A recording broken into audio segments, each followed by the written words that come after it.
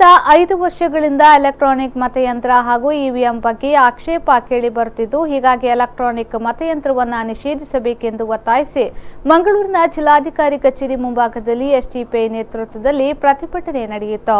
ಈ ಸಂದರ್ಭದಲ್ಲಿ ಎಸ್ಡಿಪಿಐ ಜಿಲ್ಲಾ ಪ್ರಧಾನ ಕಾರ್ಯದರ್ಶಿ ಇಕ್ಬಾಲ್ ಬೆಳ್ಳಾರೆ ಮಾತನಾಡಿ, ಇವಿಎಂ ದುರ್ಬಳಕೆ ಬಗ್ಗೆ ದೂರುಗಳು ಕೇಳಿ ಬಂದಿದ್ದು, ಮುಂದಿನ ಚುನಾವಣೆಯಲ್ಲಿ ಇವಿಎಂ ಬಳಸದಂತೆ ಶಾಶ್ವತವಾಗಿ ನಿಷೇಧಿಸಿ ಬ್ಯಾಲೆಟ್ ಪೇಪರ್ ಮೂಲಕ ಚುನಾವಣೆ ನಡೆಸಬೇಕೆಂದು ಆಗ್ರಹಿಸಿದರು.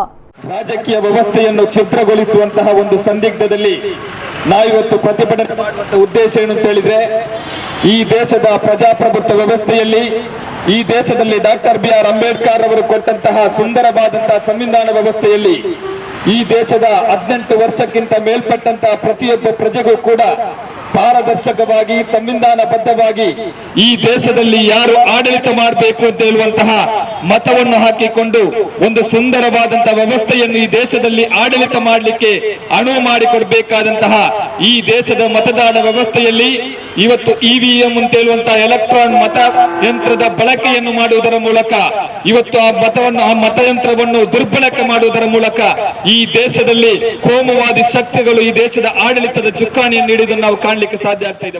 ಪ್ರಜಾಪ್ರಭುತ್ವಕ್ಕೆ ಮಾರಕವಾಗಿರುವಂತಹ ಈ ಇವಿಎಂ ಎಂಬಂತಹ ಒಂದು ಮಿಷನ್ 2009ರಲ್ಲಿ ಇವತ್ತು ಬಿಜೆಪಿ ಸರ್ಕಾರ ಕೇಂದ್ರದಲ್ಲಿ ಆಡಳಿತ ನಡೆಸುವಂತಹ ಬಿಜೆಪಿ ಸರ್ಕಾರ 2009ರಲ್ಲಿ ಆ ಒಂದು ಸರ್ಕಾರದ ಪ್ರಮುಖವಾಗಿರುವಂತಹ ಅಡ್ವಾಣಿಯವರು 2009ರಲ್ಲಿ ಅದನ್ನು ನಿಷೇಧಿಸಬೇಕು ಅಂತ ಬಹಳಷ್ಟು ಒತ್ತಡಪೂರ್ವಕವಾಗಿ ಕೇಂದ್ರ ಸರ್ಕಾರದ ಮೇಲೆ ಹೇರಿದ್ದು.